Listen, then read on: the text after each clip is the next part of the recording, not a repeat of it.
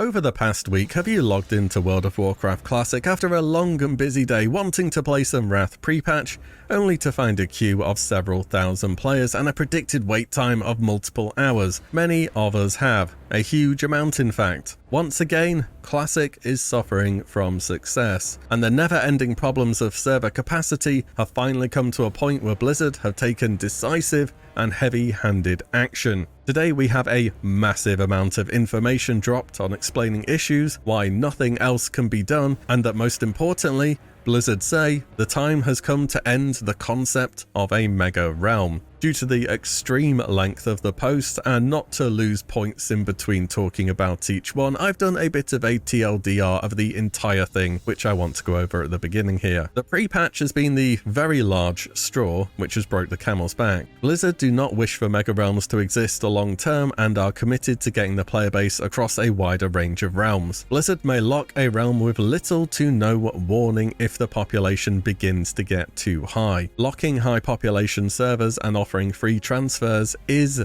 the solution. Lock meaning no transfers and no new character creations. There is no technical solution to raise the server caps anymore. The locked servers are just full. Layering doesn't raise the cap, it just provides a relief valve when a particular part of the world experiences a huge portion of traffic. For example, my server Pyrewood Village is currently marked as full on the realm list, yet we only have about 2 layers because everybody is very spread across the world. On the launch of TBC, the server reached, I believe, 12 layers as every single player in the entire game was standing outside of the dark portal.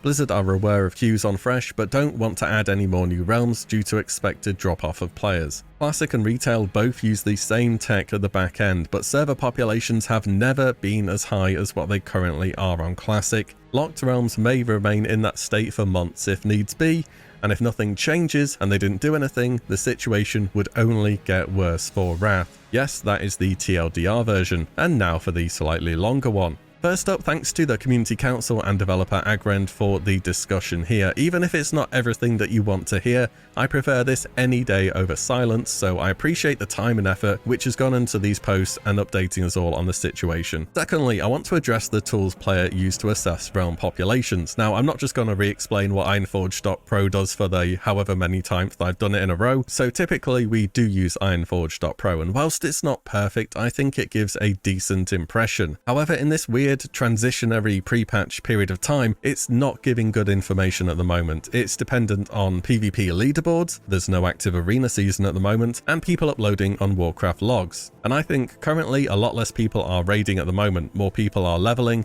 they're playing fresh, they're making a DK, they're just taking a break from raids, and they're trying not to get banned from defending in Alterac Valley, and so on. There is another site called WowClassicPop.com which gains individual player numbers from /who and uploads them to a file and then populates the site. Players can also do their own scans on their particular realm using the Census plus Wrath of the Lich King add-on. You can then also upload the data that you get onto the site as well. And people have really been using it recently to great effect, and I think it provides much more of an accurate picture of population, specifically since the pre-patch has dropped. Here's an example of why I think it's working well. This is an extract taken from the blue post about North American realm Silveras. So for a bit more specifics about the destination realm's health, let's take a look at Silveras US. Prior to last week, this realm had a low concurrency at around half to a third of the size of a 2008 realm. In the past week, this realm has seen almost 40,000 incoming transfers, with hundreds more still coming every hour. These incoming transfers have made this a very robust and in fact nearly full realm that is right now around 4 times the size of a full 2008 realm. Now if we look on Ironforge.pro, the reset for the week hasn't happened yet, so it's showing an active population of under 2,000, which is way off the mark. It'll probably jump by about 10 to 15,000 if what I'm hearing is correct though, and that's because people who have transferred will have raided or done other activities on the server. Well, some of them will anyway. However, on WoW Classic Pop, if we search level 70 characters seen over the past 7 days on this realm, there's been some 19,000, and a total number of characters across the entire realm is around 51,000, which with Blizzard saying 40,000 transfers, this seems a lot more believable. Expect this realm to be closed fairly soon, by the way. How big are the biggest servers in the world though? Well, I looked it up as I was curious, and there's something here which is going to be surprising, I can tell you that right now. North America's Benediction is king with 60 65,000 players seen over the past 7 days. Just shy of 40,000 of those are at level 70. Europe's Gehenna is the biggest realm over the pond, with 59,000 characters over the past 7 days, and 36,000 of them being level 70. Do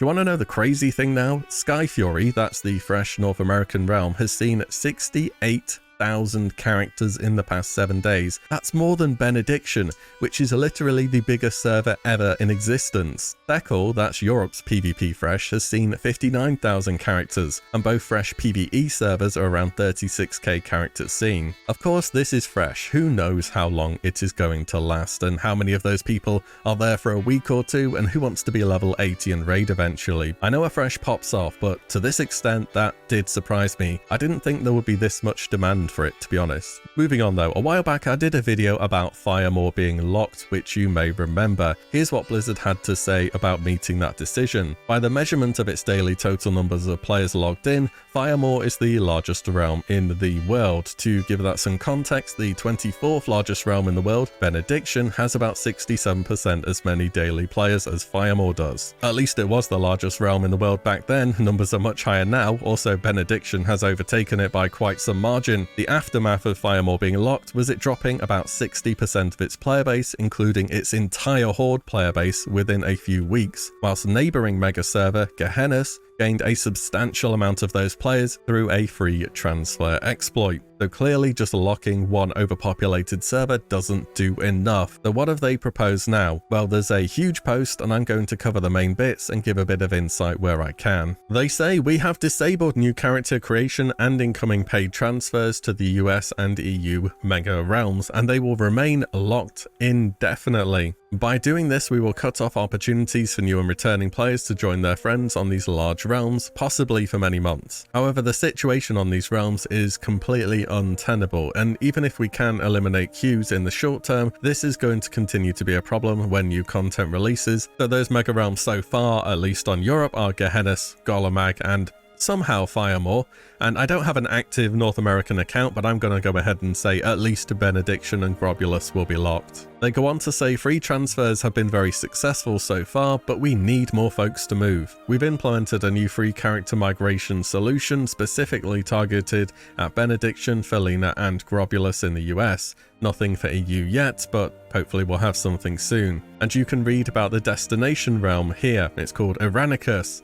This realm can only be accessed via free transfer from Benediction, Felina or Grobulus. Additionally, all 4 of these realms are now locked for character creation, which means it's only possible to create a character on that realm if you already have a character on that realm, which will involve transferring there from one of those other ones. Interesting idea. It's a spillage server, I guess. Players are always very organized in moving, and this is a free transfer to a totally new realm from the existing overpopulated ones. Also, surprise new realm, I suppose, as well. Moving on, they say the mega realms in the US and EU that are queuing are completely full, and this statement is the absolute state of things. There is no additional capacity we can add to these realms to allow more players on or to reduce queues. And they say layers don't add max capacity either. If the capacity goes too high, servers begin to become unplayable, leading to symptoms such as severe auction house lag or outages, chat performance degradation, or lag when attempting to loot items. I know many servers have experienced this over the past week. I even did on one occasion as well. He also says never in World of Warcraft's history has the capacity of realms been as high as they are now. So to put it as plainly as possible, we cannot increase the capacity anymore without inviting additional and likely cascading failures to the service. At present, the best and only way to resolve this issue for the impacted realms is for people to leave via the free realm transfers. There is no technology solution to this. There is no hardware solution to this. This situation will not improve when Wrath of the Lich King Classic launches on September 26th. It will only get worse. Bit of a mic drop moment there from Agrend. So you may be wondering, but in 2008 we know WoW had about 11 to 12 million active subscribers. It housed many more players then, but it never got this bad, did it? Well, not to my personal memory, no, but I did play on a smaller server then, and in any event, however it was on your server, I think we can say the population back then was considerably larger as a whole, but it was also way more spread out. So I did a bit of digging on the internet and I found a page of all the active realms on 12th of May 2008. Do you want to have a guess guess how many realms there were total. There is a lot here to be sure. In fact, it's probably more than you expect. Yes, I really counted these. Subscribe to the channel.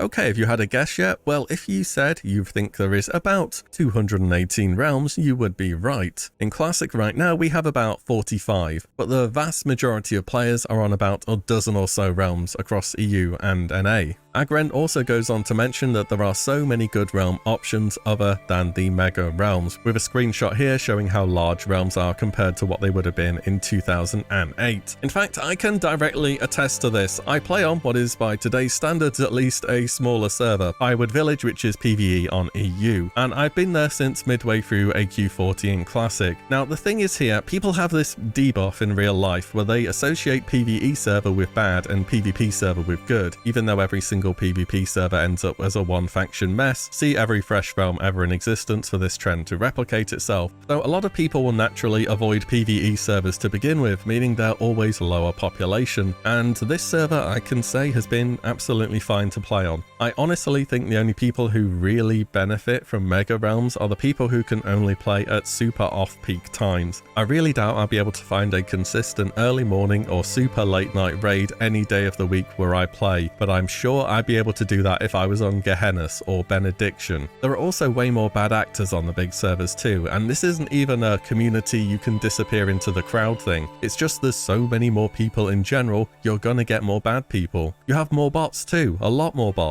Open world farming sucks. Oh, and by the way, everybody on locked servers, when Firemore got locked a while ago, prices for materials, for consumes, for everything absolutely flew through the roof, because believe it or not, the bots do get culled eventually, and gold farmers can't transfer new characters to sell gold to the server. The time to farm is now. For some closing thoughts on the subject, Agren says, at this point however, we believe the time has come to end the concept of a mega realm, and indeed if these realms do remain locked and any other server can have the same treatment, I think it will happen in time. He also did a few follow-up posts afterwards, which I just want to go over real quick. He says, I also just want to reiterate this point though, we've raised population caps to accommodate mega realms to the absolute limit of current technology. I've seen a lot of armchair server engineers saying things such as, just add more hardware, and I can't stress it or put it any more plainly, the technology to allow more than we have on our realms now does not exist. We've added the hardware, we've optimized as much as we can optimize, and the current demand on these few realms is just too much. Continuing to push our luck or finding ways to reach even higher realm caps has hit a point where we can't go any further, and eventually something had to give. That something has given, and we're going to be taking different approaches to this problem going forwards. Shots fired at the armchair server engineers there. To be fair, I thought layering could scale up the total population before this post. So you definitely got me there, I'll take the L on that. Follow-up post number 2, what about the fresh servers? In short, they expect them, rightly, I think, to level off, and they will only open a new server if it is the absolute only option. So they say the fresh realms are a very unique situation, and they want to be extremely careful about adding more realms. Adding a second fresh PvP realm is very, very likely to do one of the two things, lead to both realms becoming unhealthy in the long term, or guaranteeing that one realm becomes the Horde realm and the other one the Alliance. Additionally, fresh realms are also much more likely to experience a bit of a decline once the game actually launches. Many people are leveling in fresh now, but we expect some number of those players to return to their normal established servers and guilds once the expansion launches. I really doubt they will add any more fresh realms personally. The reason being is because the PvE servers don't have queues and they're an alternative. Overall, it's been an absolutely huge post. I know there's been a lot of blue post content on the channel recently, but each one of them just feels like it's covering something massive which I want to talk about, and I know a lot of you guys will have something to say about too. I guess I'd put in a few closing thoughts from myself. Blizzard say they can't show us the server population numbers. Why exactly? What if the UI showed a rounded down number to the nearest 1,000 of players online and some indication of what point it has to reach before the queue will begin? It would certainly let people make more informed decisions if we had that information. Is that a terrible idea for some reason? Or do Blizzard just not like the idea of their numbers being publicly released, as people will endlessly speculate based off those values? See about every single MMORPG on Steam for this to be the case. The New World Steam chart was very well referenced during its decline. I'm also happy to see something which is decisive and heavy-handed. I would have preferred that the tipping point didn't have to be hit before change began, but maybe that was the only way to get the higher-ups to actually budge on it, but it's impossible for us to know the full picture here. So in short, if you don't want to queue, use the transfer. There is no other solution. Drop your thoughts down below on everything here. As always guys, thank you all so much for watching and listening in, and I shall see you all in the next one very soon.